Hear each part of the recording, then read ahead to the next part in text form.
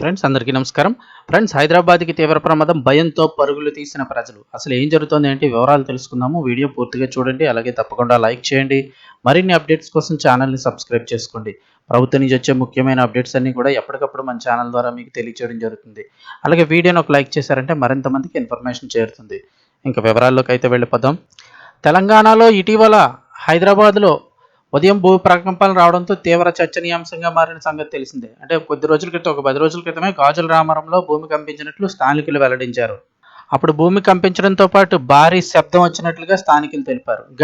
ఈ సంఘటన గడిచి 10 రోజులు కూడా పూర్తి కాకముందే మరొకసారి హైదరాబాద్ ప్రాంతంలోనైతే కనుక భూకంపం సంభవించింది. ఈసారి రిక్టర్ స్కేల్పై కొంచెం తీవ్రత కూడా ఎక్కువగా ఉందని చెప్తున్నారు. ఈసారి ఎక్కడ అని చూస్తే కనుక కొమరంభీం ఆసిఫాబాద్ జిల్లాలోని భూ ప్రకంపనలు చోటు చేసుకున్నాయి. బెజ్జూరు మండలం మర్తిడి గ్రామంలో 3 సెకండ్ల పాటు భూమి కంపించినట్లు పేర్కొన్నారు. ఈ భూకంప తీవ్రతకు ఇళ్లలో ఉన్న వస్తువులన్నీ ఒక్కసారిగా కింద పడిపోయాయని స్థానికులు చెప్తూ ఉన్నారు. ఇక అర్ధరాత్రి పూట భూమి కంపించడంతో అప్పటి వరకు గాఢ నిద్రలో జారుకున్న ప్రజలందరూ ఒక్కసారిగా లేచి బయటికి పరుగులు తీశారు.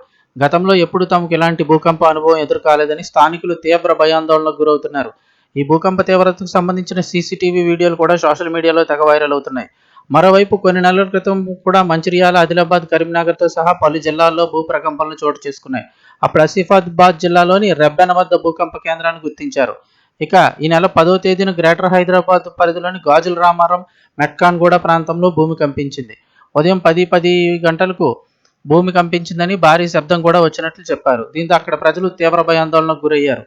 ఇక ఈ సంఘటన గడిచి 10 రోజులు కూడా పూర్తి కాకముందే మరొకసారి ఇప్పుడు చూసినట్టయితే కొమరంభీం ఆసిఫాబాద్ జిల్లాలో కూడా మరొకసారి భూ ప్రకంపనలు అయితే కనుక రావడం అయితే స్థానికుల్లో తీవ్ర భయాందోళనకు అయితే గురి చేస్తోంది.